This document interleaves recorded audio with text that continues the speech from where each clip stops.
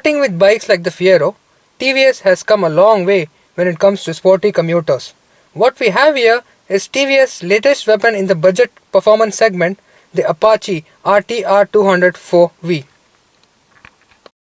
This is the carbureted version of the bike shot with Pirelli tires. TVS has implemented a lot of race-driven technology on this bike to ensure it is as competitive as the rest of the performance bikes. Is it really worth the money? Let's find out. And the engine basically is an air-cooled unit, and the combustion chamber is cooled by oil. And it also has an offset fuel tank which can hold up to 12 liters of fuel. And the position is quite spot on. It's mostly upright, but it gives you that slightly forward lean sportier feeling. Thanks to the clip-on handlebars.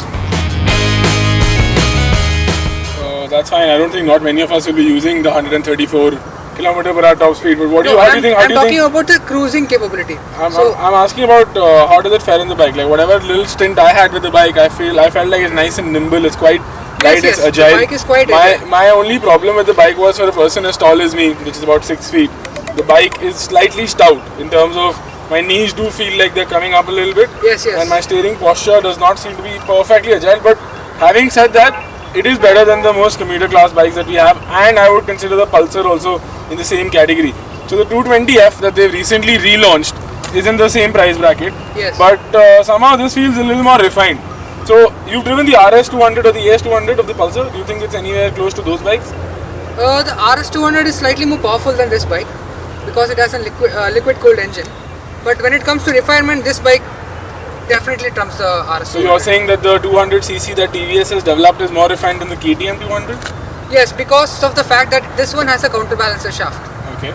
And because what exactly does a counterbalancer shaft do? It reduces the vibration coming from the piston.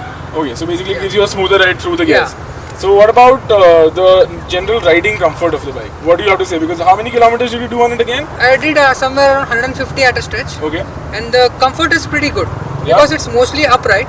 So that gives you a better sense of perspective of your surroundings. And one more thing that needs to be there in this bike is a quarter fairing at least, because when you're doing more than 80 kilometers per hour, the wind blast is quite tiring for you.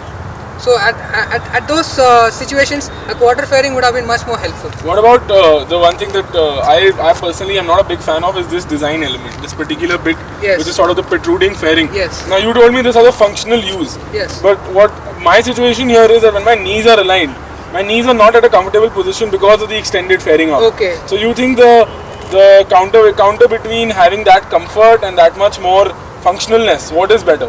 See, Indian heights, it might be uncomfortable, but for me, for a person of my height, I felt it quite comfortable because my knees were right over here. So I could grip the fuel tank very easily. So I didn't have any problems regarding that. The trip that you did for 150 kilometers, you felt the power was adequate, right? What about when riding with pillion? Because obviously riding with a pillion increases the weight significantly. Yes, it increases it not only increases the weight significantly, but it also changes the dynamics of the bike significantly. To an extent that you won't expect what to expect from this exactly. bike. So Yeah. do you think it's suited for two people riding, or is it? It's suited for two people riding only for short distances, I would say. Not for long distance. Not for long.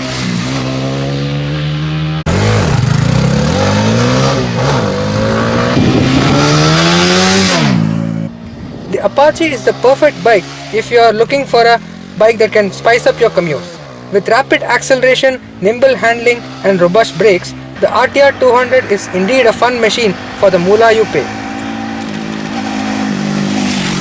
There are some nitty-gritties here and there, Yes. but I think they'll manage a better one next year when you said they're coming onto the ABS. So Yes. what are the plans for next year from Apache? It's only the ABS version that's going to come out, and we might get the Acula as well, but we don't know when exactly that's going to be launched. That's one bike Praveen's been really waiting for, Yeah. guys. So That's the check real that out. racing bike from TVS. Awesome. Nice man, nice catching up with you. I think we'll ride back now and we'll see what else this bike's got for us. Yeah? Yeah, sure. Nice. See you. See you.